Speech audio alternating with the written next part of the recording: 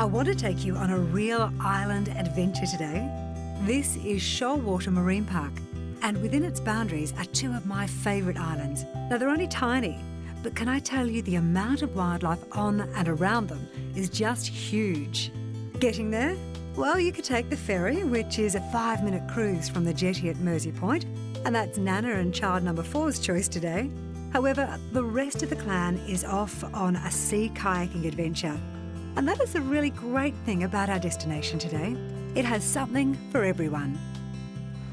The Marine Park is just 45 minutes drive south of Perth, off the coast of Rockingham. And those islands, well, they are so close you could almost reach out and touch them. Penguin and Seal Islands are just 800 metres offshore. And judging from our guide's banter, this is definitely going to be far more than just a paddle from one spot to another. The area became a marine park in 1987. So the only thing you can take on the islands nowadays are pictures. And in fact, you can't even step foot on the first island we reach, which is the home to more than 30 sea lions. Welcome to Seal Island. This is home to a sea lion colony, and it's a bachelor pad, it's males only. And these guys, they're big boys, around 300 kilos, and it's an A-class marine reserve, so they're a very protected species. As you can see, they're pretty chilled out at the moment. They kind of just want to sleep and relax and eat.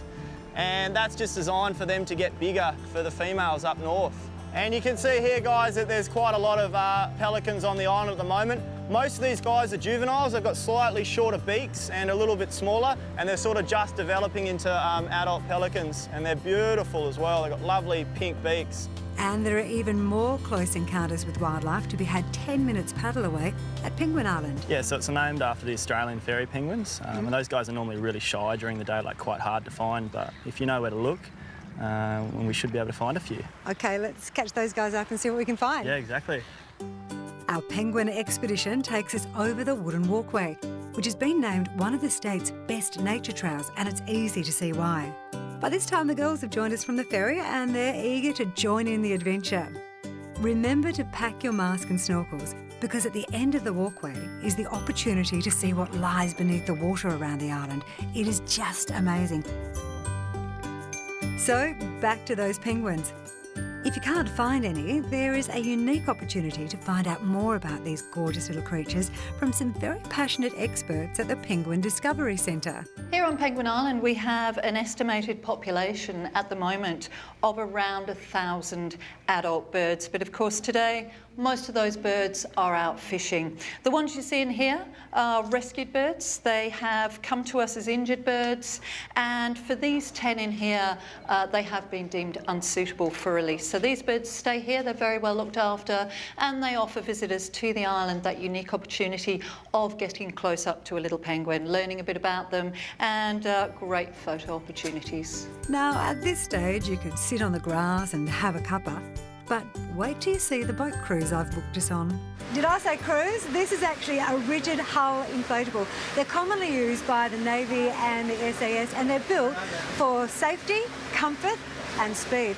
I think even Nana is enjoying the ride, which is our ticket to getting very close to some of the friendliest creatures in these waters. 200 bottlenose dolphins call the marine park home, and they love this boat. It's easy to see why. I didn't think I'd ever be able to say this, but there is almost just too much to look at today.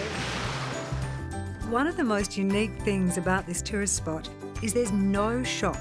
So pack your own lunch if you're day tripping and just enjoy the serenity.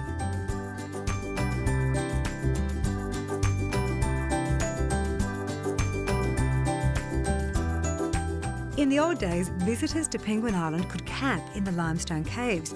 But nowadays, the island is only open to day trippers depending on the season. All the information is on our website. Right now, though, I think it's time to try out Nana's idea and enjoy that other famous Penguin Island pastime, which of course is relaxing.